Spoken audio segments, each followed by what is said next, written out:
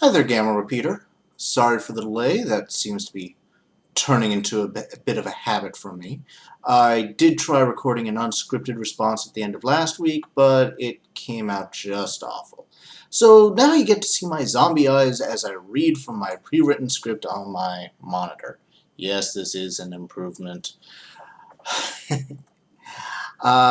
First, regarding your response to how to deal with others, I think this is probably the most important question in the whole debate, and also the least considered. That's why I kind of led with it. I call it the coexistence question, and it's at the root of so much of the vitriol, name-calling, and general nastiness out there. Both sides are guilty of this, or perhaps it's better to say that some extremists on both sides are guilty of this. On the atheist side, you've got some people connecting religion with genocide and calling it child abuse and on and on and on. On the Christian side, you've got preachers on national television bearing witness that atheists worship Satan and self-proclaimed patriots declaring that atheists can't be citizens in what they think of as a Christian nation. Ugh. New atheists regard Christianity specifically and religion in general as a threat to free thinkers specifically and a danger to humanity in general. And this motivates their own combative, intolerant stances. This is probably my biggest complaint about them. While much of what they say about Christianity and Christians is true about some Christians and some ways that Christianity is practiced, I think that they're focused too much on the subset of Christianity that's a threat to them, namely the part of Christianity that gets the coexistence question wrong. And then they tar all of Christendom with the same brush. And when Christians point to portions of atheism that they really hate, I'd say a fair chunk of the time they're pointing at atheists that get the coexistence question wrong. So here's my answer to the coexistence question. If I and others are left our own freedom of conscience and reason, where we can consider, accept or reject, and ultimately express ideas and beliefs as we are moved, if the other party does not bring against me or some third party any measure of duress or force in an attempt to extort or punish us for our stances on these questions, and if the other person isn't attempting to bend the great weight and force of government to give some advantage, gift, or imprimatur to one religious category over the others, then I'm quite happy to live and let live. I'll argue, I'll debate, sometimes I'll forget my manners, I try not to, and I'll even invite the other person to shoot holes in my arguments. I'm a skeptic. I like shooting holes in my beliefs, and I like having other people help me, and it's a favor I'm happy to return even if others don't regard it as a favor.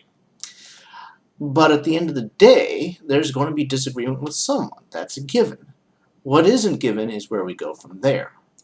If someone gives an answer to the coexistence question that I feel is hostile, or a threat to me, or a third party, I'll respond with hostility. But otherwise, I'm happy to agree to disagree.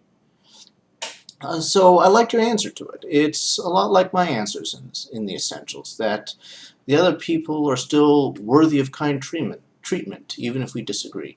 It sounds like we can coexist. I wish that this question, rather than whether a person believes in God, was the dividing line in this whole debate. Well, enough patting ourselves on the back. Let's move on. You describe God as a sort of maximally great being, possessing all the good properties and none of the bad. This leads me to ask, which properties do you identify as the good ones and which ones don't you?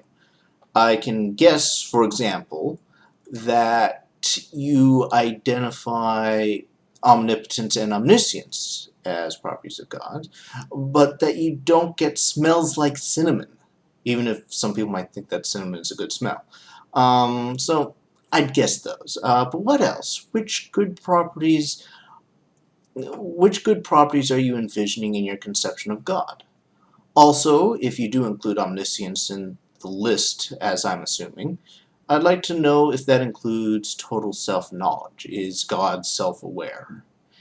Alright, so from what you were talking about with epistemology, I still can't pronounce that right, and your conclusion that this maximally good being must exist, you jump to the Bible as a descriptor for this being's nature and will.